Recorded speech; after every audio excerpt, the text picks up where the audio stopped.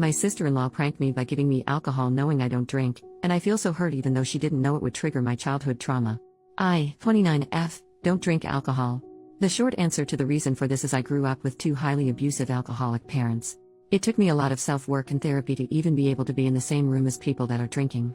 When I meet new people, I just politely turn down drinks by saying something along the lines of I don't drink. There has obviously been some instances where people ask me why, but I never go into the traumatic details.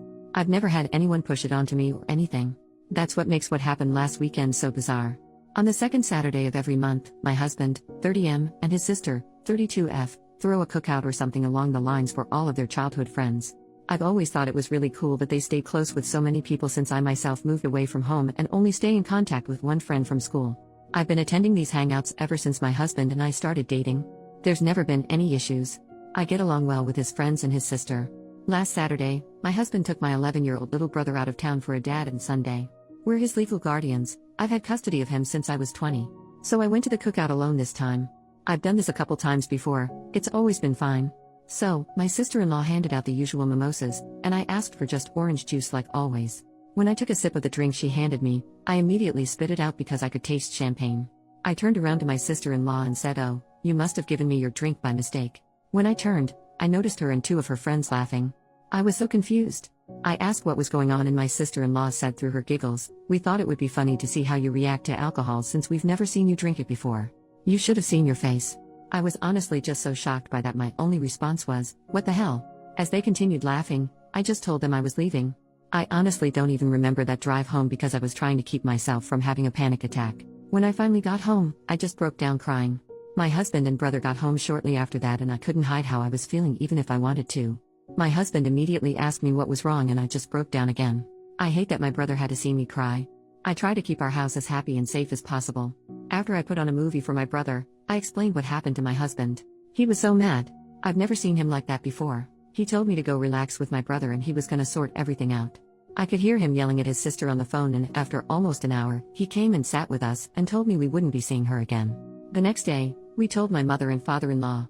I've always been really close with them so I wanted to confide in them, but I was obviously scared because that's their daughter and I didn't want to talk bad about her to them. To my surprise, they were absolutely mortified and so apologetic on behalf of their daughter. I'm so glad because my little brother adores them. It would have been devastating if our relationship with them suffered because of this. So, yeah. This past week has been so weird. I feel weirdly betrayed. I hate that my sister-in-law and her friends used me as some sort of entertainment for the day. I know that they don't know the trauma this triggered inside of me, but I'm just so confused on why they thought that was an okay thing to do. I also feel guilty because I don't want my husband to stop going to the cookouts and lose his time with his friends and I don't want him and his sister to never see each other again because of me. My husband is amazing and has assured me it wouldn't be my fault if they never speak again. It's just hard not to feel that way. Don't worry though, I've had a lot of emergency therapy sessions this week and I know I'll be okay. It was just such a bizarre thing to experience. It seems like such a small, inconsequential thing to have happened to me. But it's been a crash course on trauma, triggers, PTSD, etc. Typing it out has been so helpful. Thanks for listening to my ramblings. Update, 4 days later, thank you to everyone that left me kind comments and messages on my previous post. I'll just get right into the update. A lot of you guessed right. This isn't the first time my sister-in-law has done something like this. She is definitely what some would consider a mean girl. My husband and his parents have had multiple falling outs with her over the years, but they've been on good terms recently until she pranked me. So, yeah. I could see how my husband's immediate reaction to go no contact seemed like an overreaction, but he's dealt with a lot from her in the past. I don't want to give any specific examples because they're personal to my husband and his family. Hope you all understand. So here's what happened after my last post. After talking with my therapist and my husband, I decided I wanted to message my sister-in-law. I asked her if she wanted to get lunch and talk about what happened. I wanted to explain some of my past to her, my PTSD diagnosis, and why what she did affected me so much. I just wanted this to be over and for us to come to an understanding. But she never responded. A couple of my husband's friends that were at the cookout when the prank happened called us to check in on me. They said they had no idea my sister-in-law planned that and they never would have let it happen. That's probably why she didn't clue them in on the prank. They told me that after I left, they told her it wasn't cool. After a couple days I just gave up hope of her messaging me back and decided to start moving on. Yesterday, my sister-in-law blew up my husband's phone. She said some pretty awful things. To summarize, it was along the lines of "It's not my fault your wife is a pussy that is scared of champagne." She called me a bunch of names, from everything to bitch, cunt, etc. She said she never liked me and she wished my husband stayed with his high school girlfriend. They broke up when they were 18 by the way, my husband is 30. Lol. The worst thing she said was, my husband was just doing charity by taking in a couple of orphans.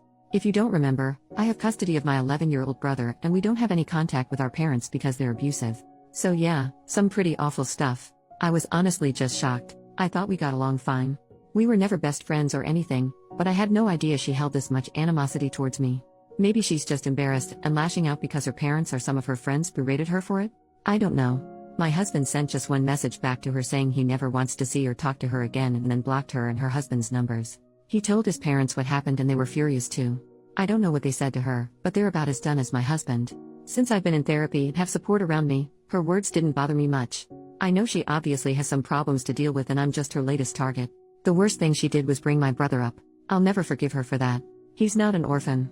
He has 2 parents that love him. And I'm not either. I have in-laws that love and support me. They always have my back, even when it comes to their own daughter. If I never see my sister-in-law again, I'd be fine with that. I truly hope one day she'll come to her senses and understand the way she treats people isn't right. We've decided to turn every second Saturday of the month into family day in place of the cookouts. I'm gonna be just fine. I'm already feeling miles better than I did writing my previous post. For everyone calling me dramatic, I'm genuinely glad you don't have any experience with PTSD or triggers. I don't think it's funny to give someone alcohol without their consent even if you know the person drinks. Anyway, again, thank you for all the kind words. I hope there will be no more updates, but if anything crazy happens, I'll let you know.